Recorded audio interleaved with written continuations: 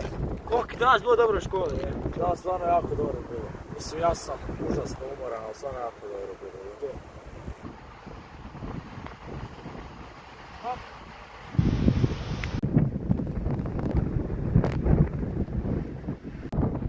Kako je ovo zapravo dobro mjesto? Zašto ovdje nismo češće?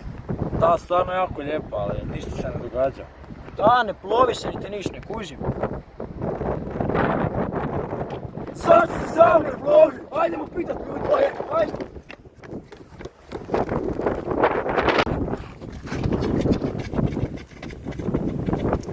Sure, a zašto se ne plovi samo? Ne znam.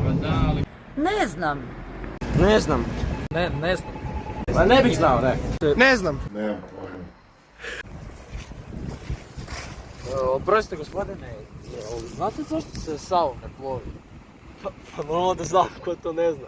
Pa za plovidbu jednom rijekom treba biti jako dobra regulacija i održavanje tog plovnog puta. Jer, na primjer, nekad rijeka nije dovoljno duboka. I, na primjer, postoje ti različite prepreke u plovidbi poput različitih mostova i nasipa koji otežavaju. Ja sam čuo nešto za luke, šta znaš o tome? Luke jednostavno nisu dovoljno opremljene za veće brodove i veće terete. Nemaju dovoljno prostora i jednostavno su premali. To sve, jesu to svi problemi jednostavno? Ne, zbog promjene u vodostaju, zbog sezonskih varijacija i klimatskih promjena također može doći do većih poteškoća u plovidbi. Također i sa prirodnim preprekama poput sprudova i brzaka.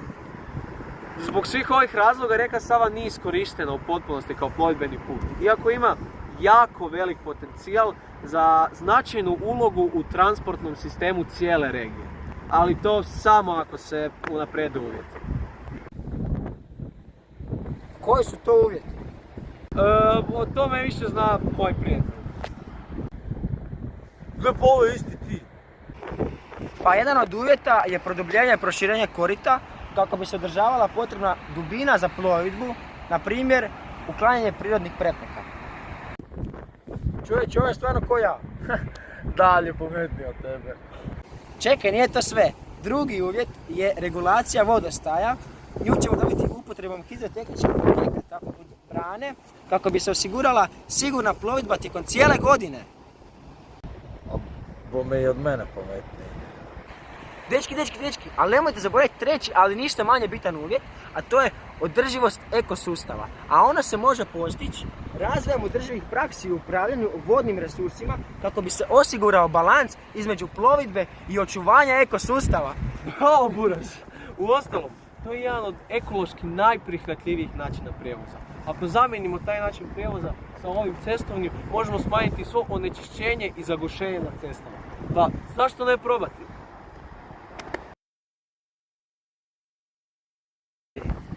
Uvjeti su bili odrađeni i plovidba Savom službeno počinje.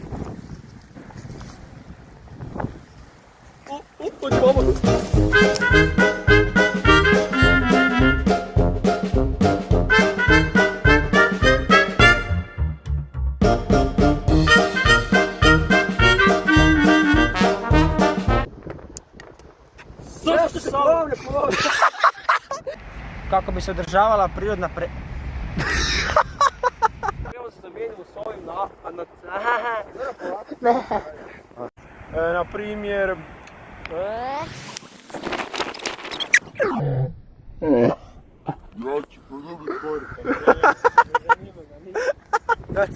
Ja ne mogu vjerati, kako ja ponosim.